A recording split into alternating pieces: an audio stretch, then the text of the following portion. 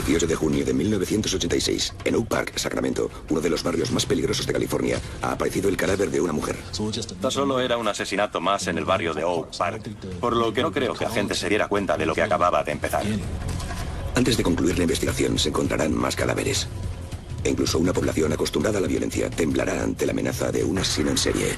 Estaba claro que las mujeres no habían muerto de forma natural. Lo que pasa es que en un principio no estaba claro que sus muertes estuvieran relacionadas.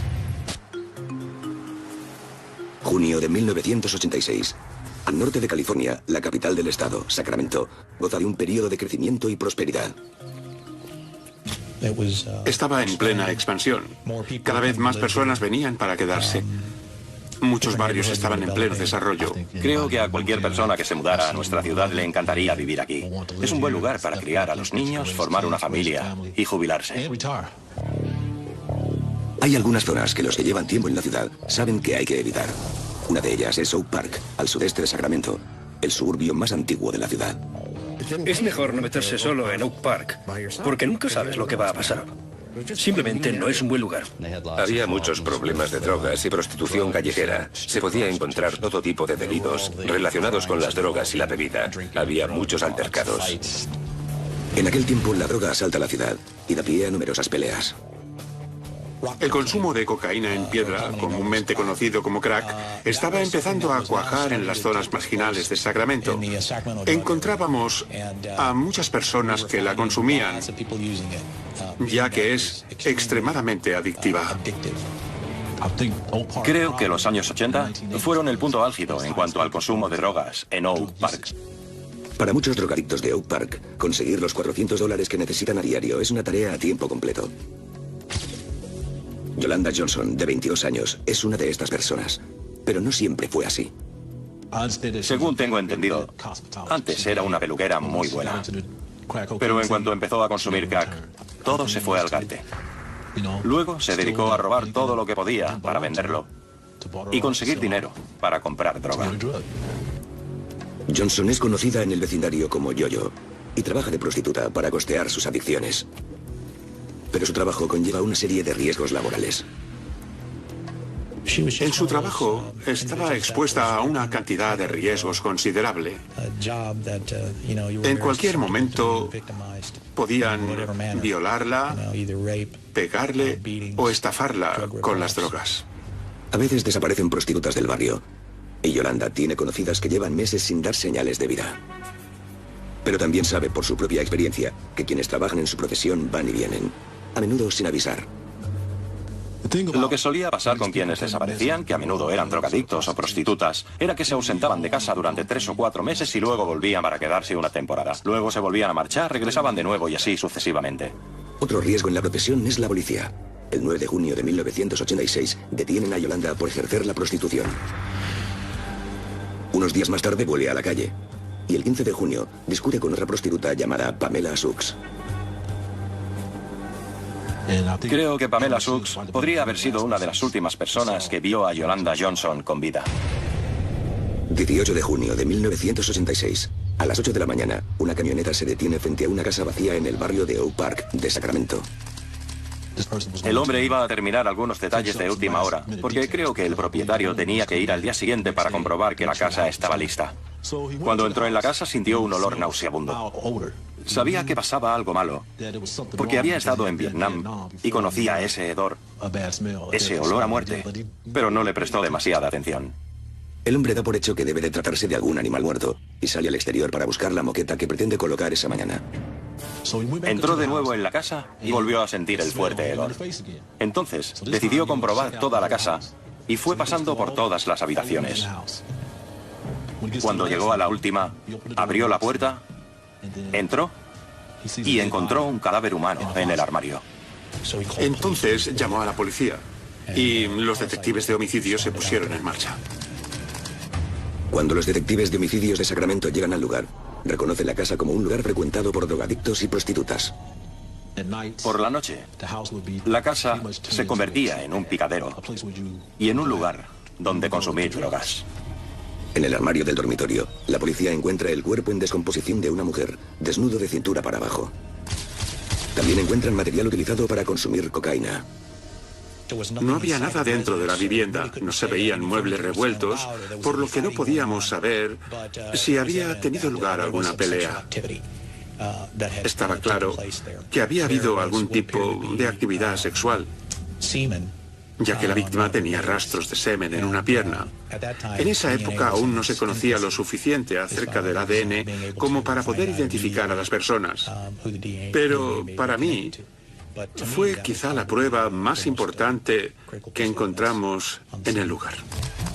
En 1986, la ciencia del ADN es relativamente nueva y un tanto rudimentaria. Envían la muestra a un laboratorio criminal federal, donde tardarán en obtener los resultados. Podían tardar 2 o 3 años. Tardaban muchísimo.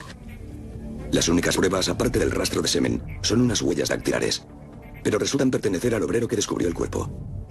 El hombre de 42 años, que se identifica como Carl Patila, declara ante la policía que ha estado haciendo reformas en la casa durante un mes, pero lleva varios días sin ir.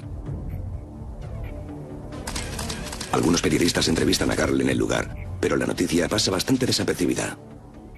No era uno de esos crímenes que llaman la atención de la gente o provocan indignación, porque se trataba de prostitutas y drogadictas que vivían en una zona marginal de la ciudad y no había motivo para preocuparse. Ese mismo día, los forenses identifican el cadáver. Se trata de Yolanda Johnson, de 22 años, que llevaba 3 días desaparecida. El próximo mes se desvelará otro crimen en Oak Park. Y esta vez, no parecerá un incidente aislado.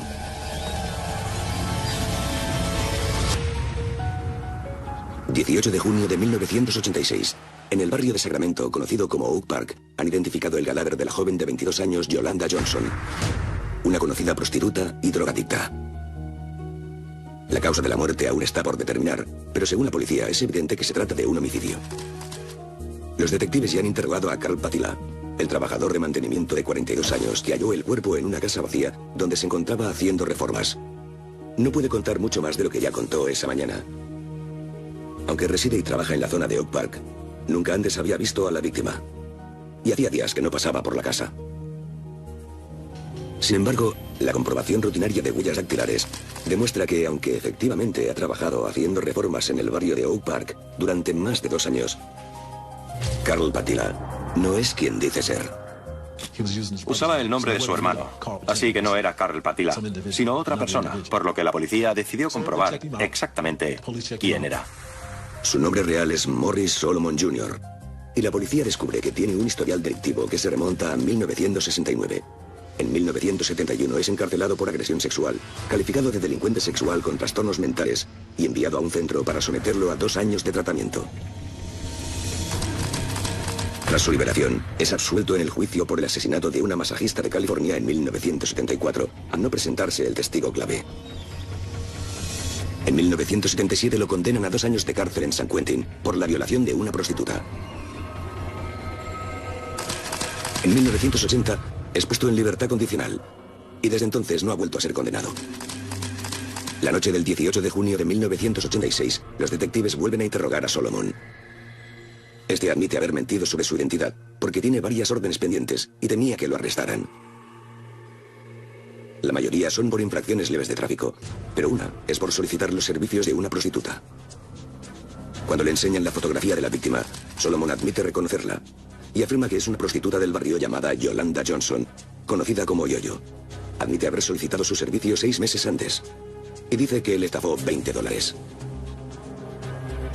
Dice que no ha tenido ningún contacto sexual con ella desde entonces y niega tajantemente haberla visto desde hacía más de 1 semana. En todo momento, Solomon se muestra dispuesto a cooperar. Reconoce que fue un error tratar de ocultar su identidad y se ofrece a ayudar en todo lo que pueda. Parecía una persona muy normal y, de hecho, cuando hablé con él me pareció muy correcto. Cuando le vi, pensé que seguramente se había topado con el cadáver por casualidad, porque no mostraba ningún comportamiento sospechoso. Aunque su historial lo convierte en el principal sospechoso, no existen pruebas que lo relacionen directamente con la muerte de Yolanda Johnson. Tampoco parece lógico que haya avisado a la policía si ha sido él quien la ha asesinado. Al carecer de más pruebas, la oficina del fiscal de distrito no está dispuesta a llevarlo a juicio. Y como las órdenes que tenía pendientes eran por delitos menores, la policía de Sacramento decide dejarlo en libertad. Aunque no pueden detenerlo, tienen la intención de seguir investigándole. Descubren que es un hombre muy apreciado por los vecinos de Oak Park. Morris lo reparaba todo. Y por eso nunca le faltaba trabajo, porque la gente le encargaba las reformas de sus casas. Nos dijeron que era alguien de confianza y que siempre se podía contar con él. Por este motivo, sus clientes a veces le permitían vivir en las casas que reformaba y cambiaba de casa según iba cambiando de trabajo. Los detectives también hablan con quienes han trabajado con Solomon desde su llegada a Oak Park. Las prostitutas del barrio que conocían a Yolanda Johnson también conocen muy bien a Morris Solomon Jr. Todas decían que era muy generoso. A veces se encontraba con ellas y si no tenía dinero, ellas le ofrecían sus servicios a crédito. A los pocos días, cuando ya tenía el dinero, Morris iba y les pagaba lo que les debía. En fin, tenía buen corazón. El 15 de julio, casi un mes después de descubrir el cuerpo sin vida de Yolanda Johnson, los detectives de Sacramento han aparcado el caso. Todo parece indicar que Morris Solomon Jr. no tiene nada que ver con el asesinato y no hay más sospechosos. Ese mismo día, Angela Polidori, de 24 años, es liberada tras pasar 4 días detenida por prostitución. Angela Polidori vivía en Oak Park. Era un bellezón, una preciosidad de mujer.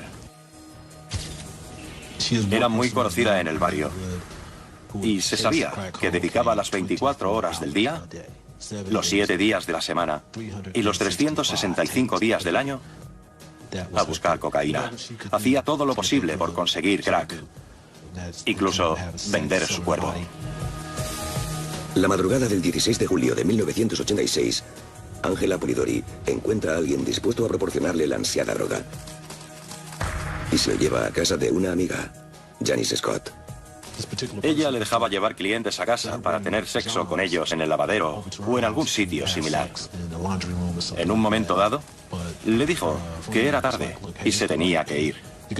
Y Angela le preguntó si podían quedarse un momento y fumarse una pipa de crack. Le dijo que sí, pero que se diera prisa, por lo que se fueron al lavabo a fumar la cocaína. Dijeron que se marcharon juntos en una camioneta. Y esa fue la última vez que la vieron. 20 de julio de 1986. En el Boulevard de Sacramento del barrio de Oak Park, un hombre juega a la pelota con su hijo. Aunque la ruinosa casa de al lado ha pasado por una serie de reformas, el hombre la ha tapiado para evitar que entren drogadictos o prostitutas. Pero en un momento dado, el niño lanza la pelota y se pierde en el interior de la casa. El hombre encontró la puerta trasera abierta, a pesar de que él mismo la había tapiado. Además, notó un olor extraño. El hombre llama a la policía y el detective John Cabrera se presenta en el lugar. Era la tarde de un caluroso día de verano. Antes de llegar a la puerta, noté aquel hedor que había olido tantas veces. Olía a muerto. Bajamos al sótano y encontramos a la víctima, a la que habían arrastrado por el suelo desde el extremo este hasta el oeste. Su cuerpo estaba oculto bajo algunos objetos. Encuentran a la víctima tumbada en posición fetal y con las muñecas y los tobillos atados con un cable. A juzgar por lo que se veía en la escena y por los objetos que encontramos, entre los que había una especie de papel de aluminio que se suele usar para el consumo de la cocaína en piedra, y teniendo en cuenta el estado en el que encontramos a la víctima, me pareció bastante obvio que había habido drogas y sexo de por medio. Sabíamos que se estaban renovando la casa, pero también éramos conscientes de que se encontraba en una zona donde la droga estaba muy presente. Muchos vecinos a quienes interrogamos nos dijeron que siempre había gente entrando y saliendo, por lo que nadie pudo decirnos si habían visto a la víctima o al asesino, porque ni siquiera sospechaban que hubiese pasado algo así. Tardaron bastante en identificar el cadáver, un par de semanas o más, pero finalmente determinaron que se trataba de Angela Polidori. Vimos que habían informado sobre su desaparición ese mismo mes y que tenía antecedentes por prostitución y consumo de drogas. Para los medios de comunicación, no es más que el trágico final para una trágica vida. Esa noticia también ocupó un segundo plano. Esta vez tampoco hay testigos, ni se ha confirmado la causa de la muerte, por lo que una vez más la policía llega a un punto muerto. Recuerdan un caso similar ocurrido el mes anterior y deciden buscar puntos en común. El caso de Angela y el de Yolanda se parecían en el hecho de que sus cuerpos se encontraron en casas abandonadas que estaban siendo renovadas, que había habido consumo de estupefacientes y tal vez también actividad sexual. Pero en esos momentos, esa era toda la información que teníamos. Con los resultados de las pruebas de ADN todavía pendientes y sin ninguna prueba sólida que vincule ambos crímenes, la policía tan solo puede seguir buscando la identidad del asesino antes de que vuelva a actuar. En el departamento queríamos asegurarnos de conseguir todo lo que nos sirviera para demostrar nuestra hipótesis, por lo que teníamos la investigación muy presente. Para desgracia de la policía y de algunas prostitutas de Oak Park, el tiempo se agota. Marzo de 1987. Ya han pasado 8 meses desde que los cadáveres descompuestos y parcialmente desnudos de 2 prostitutas fueron hallados en Oak Park, un barrio de clase baja de Sacramento, California. Los investigadores de homicidios sospechan que ambos asesinatos están relacionados. Saben que ambas mujeres eran adictas a la cocaína y que fueron encontradas en casas abandonadas donde las prostitutas llevaban a los clientes para practicar sexo. También saben que la última vez que alguien vio a Ángel Polidori con vida fue en un vehículo con un hombre no identificado la misma noche de su desaparición. Con poco más con lo que avanzar, la policía sigue en busca de pistas que demuestren que los asesinatos de Yolanda Johnson y Ángela Polidori son obra de un mismo asesino. El detective John Cabrera, jefe de la sección de homicidios y desaparecidos del cuerpo de policía, ha estado escudriñando los expedientes abiertos durante el último año en busca de otras prostitutas que también hayan desaparecido. No es tan fácil determinar si una prostituta desaparecida ha sido víctima de un asesinato. Sus desapariciones podrían deberse a que las detuvieron en otro condado, en otra jurisdicción o incluso en otro estado. Por eso tardábamos bastante en localizarlas. Sin embargo, varios casos comparten ciertas similitudes. Cabrera conoce uno de ellos de primera mano. Se trata de la joven de 24 años, Linda Vitela, una conocida prostituta y drogadicta. John Cabrera me decía que cuando trabajaba en la Brigada contra la Prostitución, si se encontraba a Linda Vitela trabajando en la calle 16, le decía: ¿qué haces? Largo de aquí, sé lo que estás haciendo. Y entonces ella se marchaba. Lleva más de un año desaparecida. La vieron por última vez en febrero de 1986. Linda había quedado con su madre que iría a su casa para que le arreglara el pelo, pero no apareció. Un conocido suyo dijo que la había visto con un tipo. Vio cómo subía al coche de este y se marchaban juntos. Nunca volvieron a verla. La desaparición más reciente que figura en la lista de Cabrera tuvo lugar hace tan solo un mes, en febrero de 1987. Sherry Washington, de 26 años y madre de 2 hijos, veía cómo su vida se desmoronaba por momentos. Era una mujer realmente guapa. Era cantante y bailarina. Y decían que en las fiestas siempre era de lejos quien mejor bailaba y cantaba. De algún modo, terminó cayendo en la droga. Y entonces decidió ejercer la prostitución de forma ocasional. 6 de febrero de 1987. A las 9 de la noche, tras pasar bastante rato consumiendo drogas en casa de su hermana, Sherry se dirige a una licorería del barrio. Pasaban las horas y Sherry no volvía. Por eso su hermana y su mejor amiga salieron a buscarla. Sherry simplemente se esfumó. Figuraba como desaparecida. Creo recordar que formaba parte de un grupo de 8 amigas a quienes estuvimos vigilando todo el tiempo. Todas se parecían, todas tenían un historial de consumo de estupefacientes y todas habían ejercido la prostitución alguna vez. Por eso pensamos que cabía la posibilidad de que estuvieran relacionadas con el asesino al que buscábamos. 19 de marzo de 1987. En una casa embargada de Oak Park, unos obreros se preparan para instalar unas tuberías, cuando de repente encuentran un trozo de madera enterrado en el patio trasero. Excavaron a su alrededor y vieron que también había una bolsa de basura de color negro. Entonces, uno de los hombres sacó una navaja para abrirla y comprobar qué había dentro. Cuando cortó la bolsa, vieron que de dentro asomaba un pie humano. Los detectives de homicidios encuentran el cuerpo descompuesto de una mujer atado en posición fetal con cables eléctricos. La noticia del nuevo cadáver encontrado en Oak Park llega a los medios. No creo que nadie sospechara nada tras el primero o el segundo asesinato, o incluso después del tercero.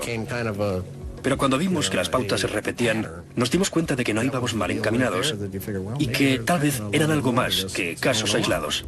Igual que con el anterior cadáver, el grado de descomposición dificulta la identificación del cuerpo.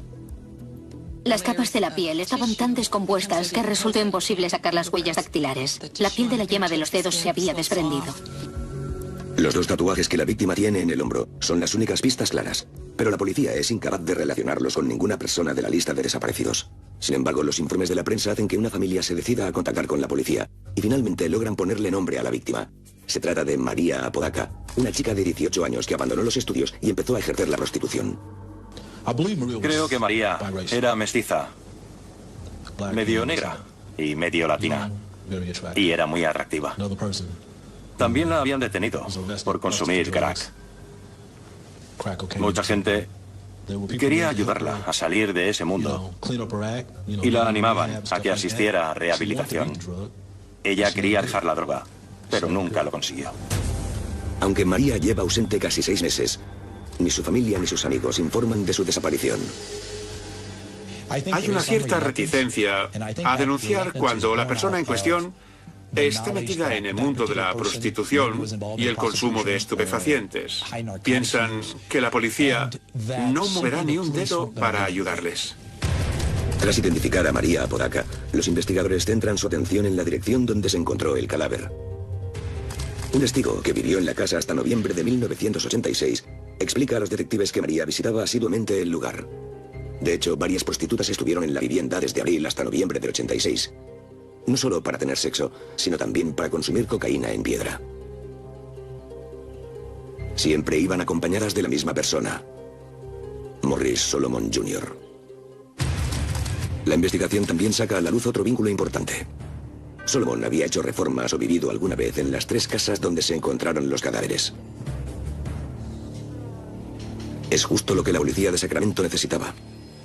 No solo el modus operandi en los 3 crímenes es similar, sino que además ahora disponen de información que relaciona a Morris Solomon con las 3 víctimas y los 3 lugares del crimen. Vimos que las 3 víctimas tenían en común la manera como las habían asesinado, el estado en que fueron encontradas y la forma en que las habían dejado. Estaba claro que el responsable de los 3 asesinatos tenía que ser la misma persona. La policía está más segura que nunca de que la persona en cuestión es Morris Solomon Jr. Y aunque ya es tarde para salvar a las 3 víctimas, deben detenerlo y evitar que ataque de nuevo. Marzo de 1987. Con el hallazgo de 3 prostitutas asesinadas en el barrio de Oak Park de la ciudad de Sacramento, los detectives de homicidios están seguros de que el responsable es un asesino en serie. Sospechan que el criminal en cuestión es Morris Solomon Jr.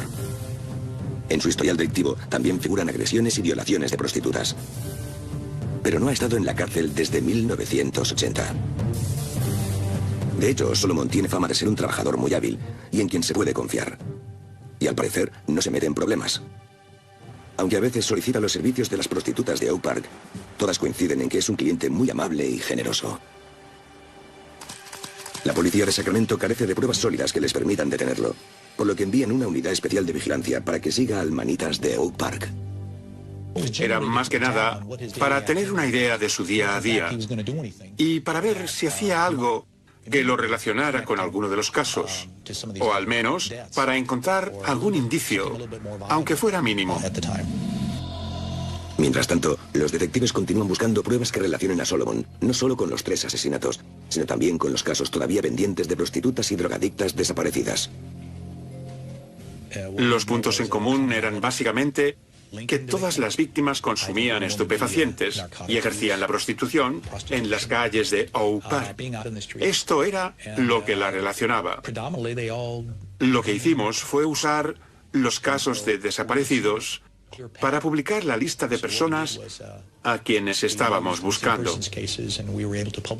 Cabía la posibilidad de que las desapariciones estuvieran relacionadas de algún modo con los casos que habíamos tenido. Sin embargo, los detectives no quieren arriesgarse a proporcionar demasiada información a los medios. Nadie estaba del todo seguro en ese momento. Sabían que estaban matando a muchas mujeres, pero no creo que nadie se imaginara o supiera qué estaba pasando exactamente, excepto la policía.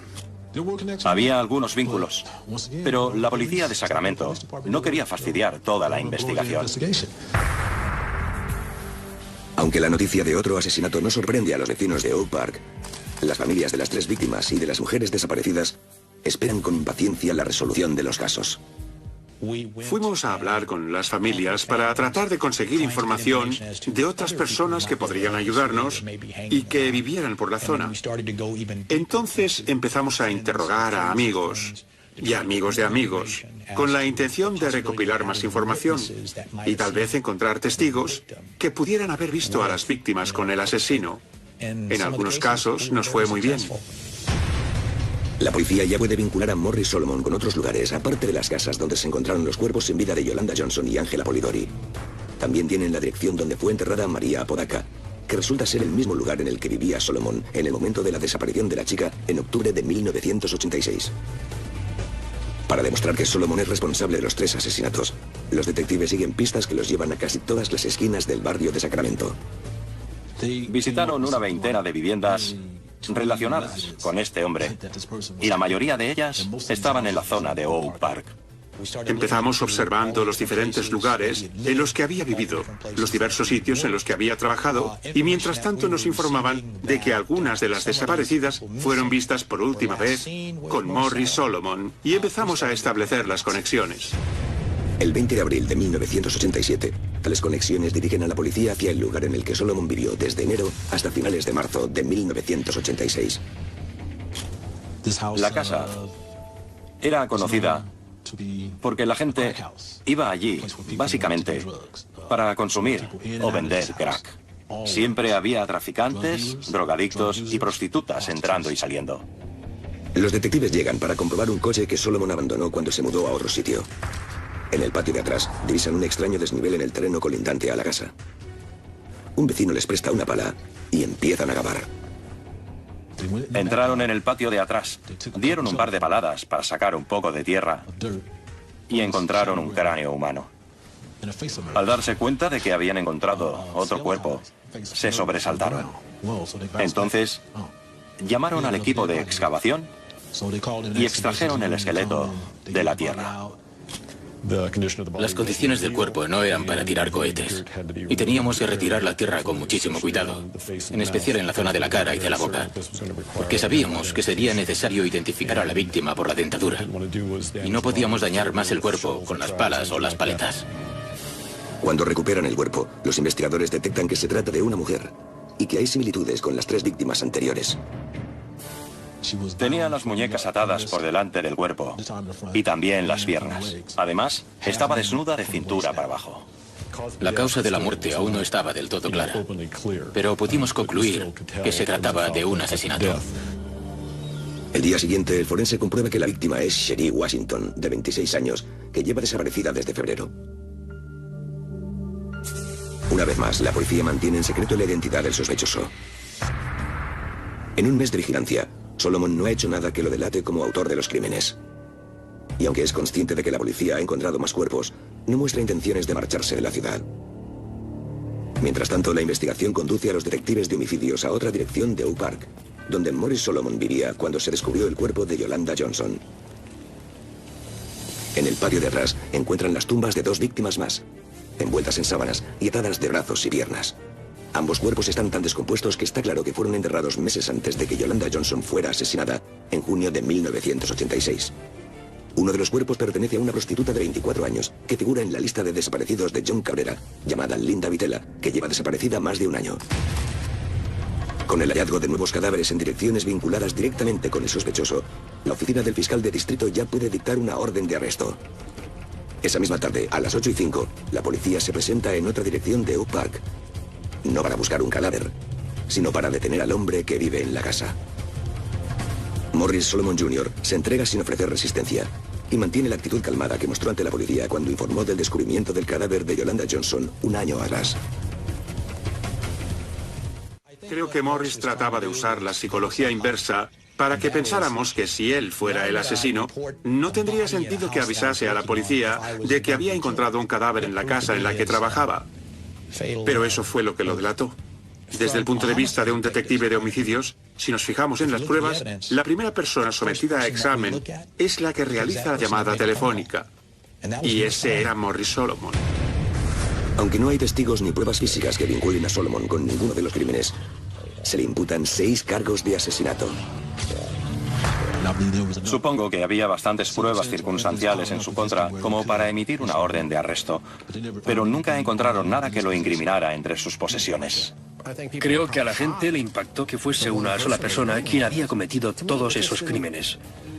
Para mí no parecía obra de un asesino en serie hasta que descubrí que la policía estaba barajando esa posibilidad. ¿De veras es el tipo que se supone que asesinó a todas esas mujeres?, les pregunté. Ellos respondieron que efectivamente había sido él, pero a mis ojos no parecía más que una mosquita muerta. No parecía capaz de hacer algo así. En mi opinión, no había nada en su persona que hiciera pensar a las prostitutas que debían mantenerse alejadas de él. Supongo que lo veían inofensivo y creían que las invitaría a fumar crack y además les pagaría por tener sexo con ellas. Realmente no parecía capaz de hacerle daño a nadie y se aprovechó de ello. Era como la araña que convencía a las moscas para que cayeran en su tela.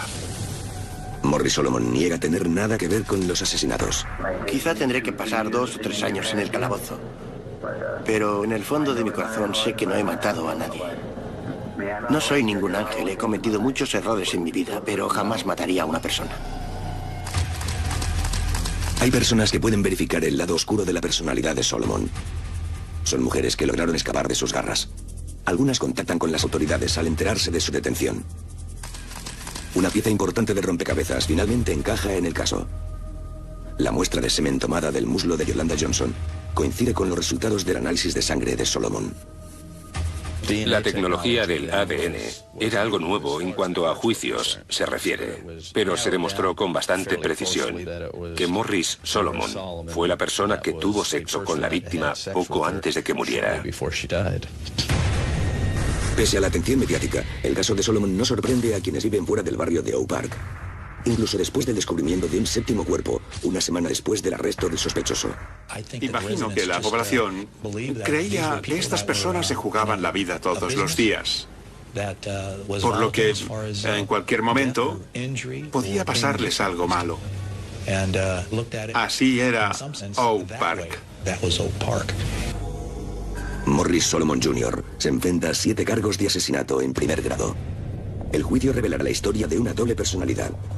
Inofensiva y humilde en el exterior, pero diabólica y mortífera en su interior. Mayo de 1991, en un juzgado de Sacramento, California, tiene lugar el juicio de Morris Solomon Jr. Lo acusan de los asesinatos en primer grado de 7 mujeres del barrio de Oak Park entre 1986 y 1987. A primera vista, el acusado parece incapaz de cometer semejantes crímenes. Incluso la policía admite que durante la investigación, Solomon se mostró siempre dispuesto a cooperar. No es raro encontrar ese tipo de comportamiento en un asesino en serie. Era tan agradable, tan manipulador y tan sociable, que enseguida se ganaba la confianza de la gente. Pero es increíble la violencia que ejerció sobre las víctimas y las atrocidades que llegó a cometer. Era una máquina de matar. Aunque el caso ha tenido una amplia cobertura mediática, tan solo una docena de espectadores se presentan a las declaraciones iniciales. La defensa describe a Solomon como una víctima en cuya infancia tuvo que lidiar con todo tipo de violencia. Morris nació en 1944 en Albany, Georgia, un estado sureño. Su abuela fue quien lo crió. Y también lo maltrató con brutalidad, tanto a él como a su hermano y a su primo.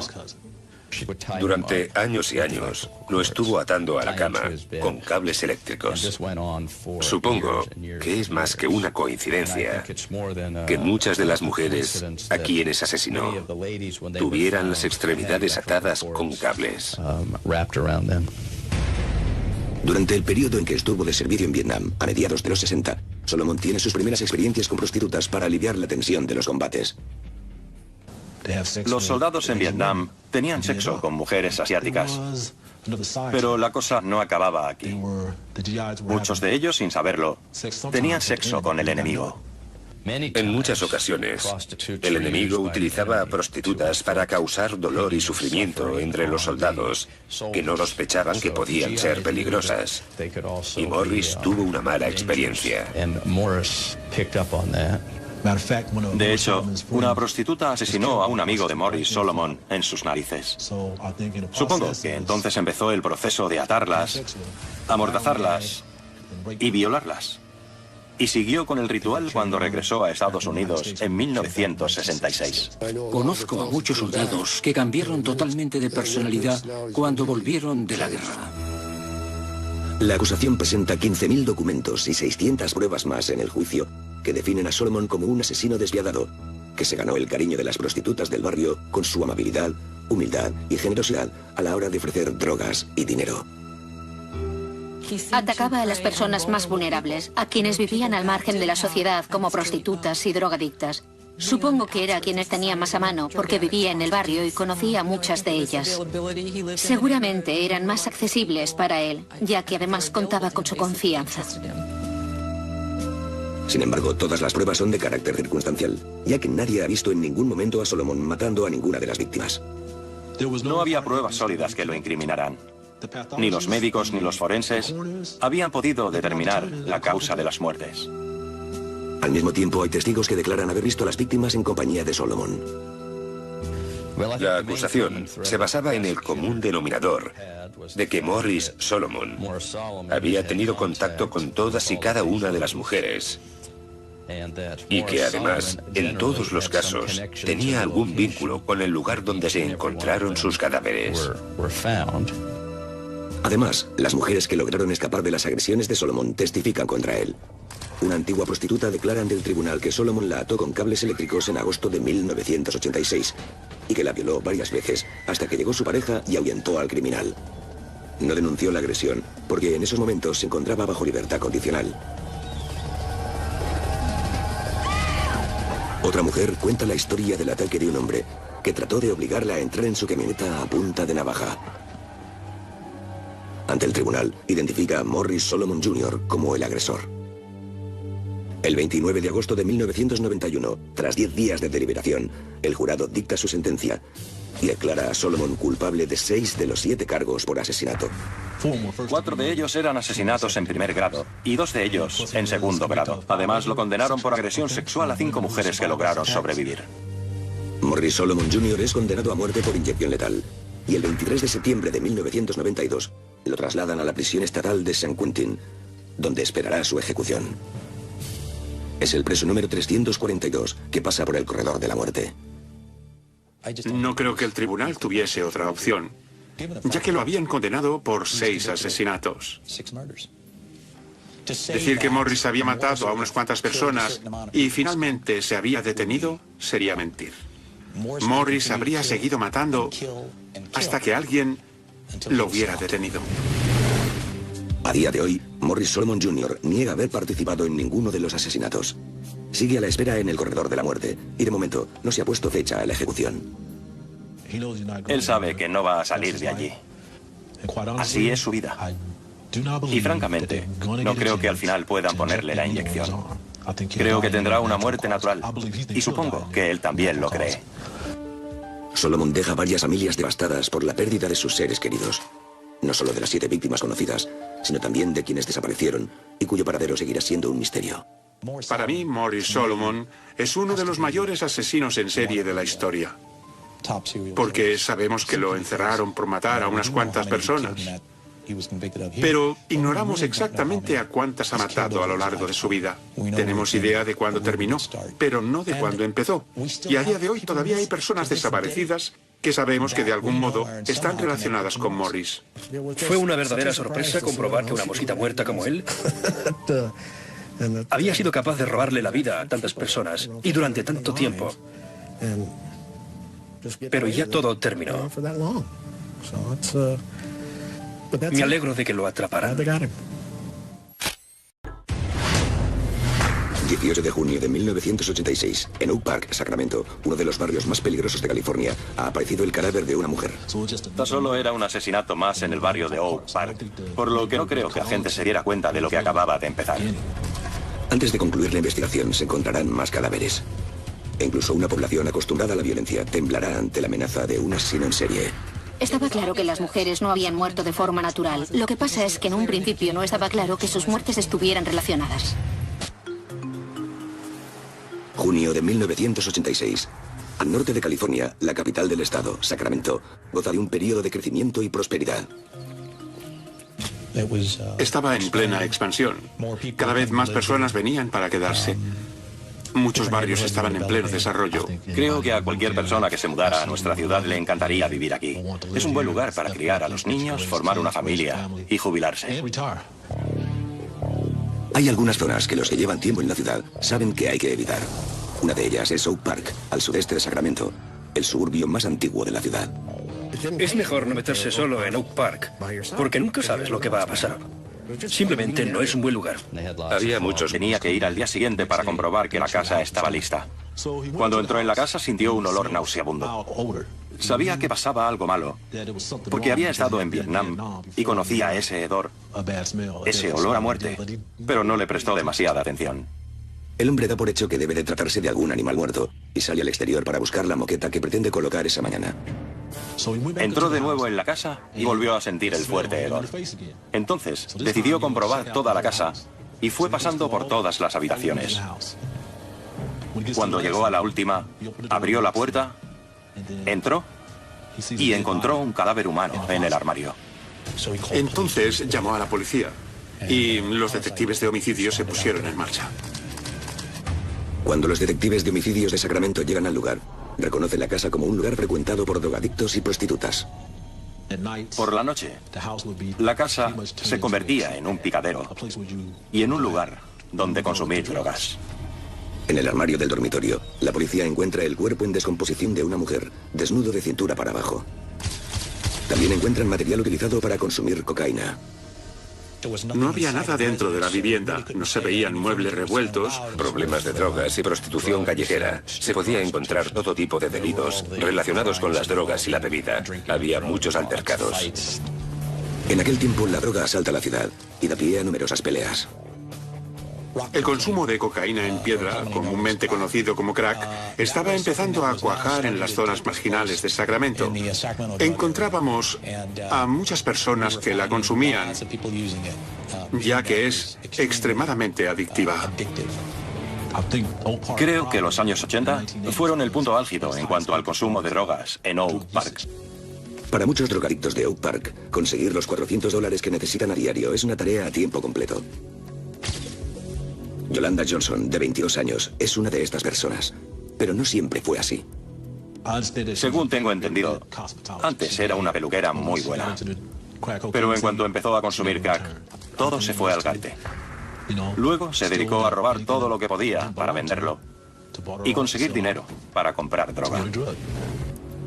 Johnson es conocida en el vecindario como Yo-Yo y trabaja de prostituta para costear sus adicciones. Pero su trabajo conlleva una serie de riesgos laborales. En su trabajo estaba expuesta a una cantidad de riesgos considerable. En cualquier momento podían violarla, pegarle o estafarla con las drogas. A veces desaparecen prostitutas del barrio y Yolanda tiene conocidas que llevan meses sin dar señales de vida.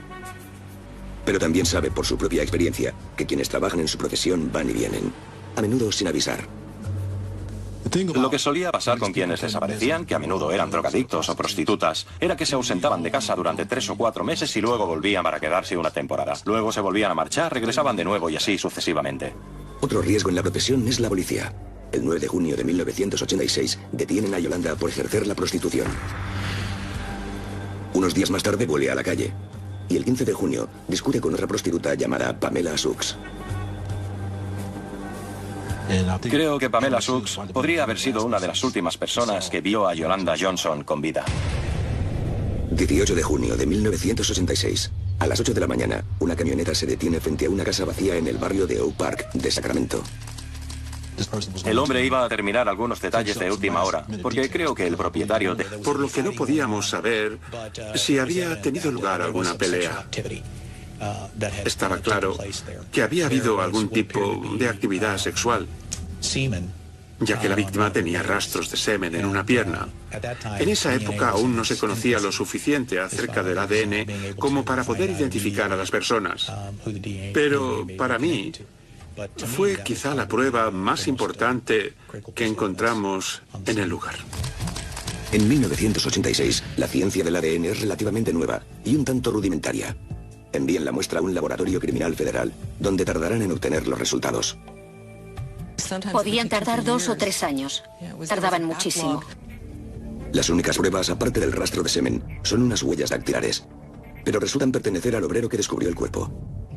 El hombre de 42 años, que se identifica como Karl Patila, declara ante la policía que ha estado haciendo reformas en la casa durante un mes, pero lleva varios días sin ir.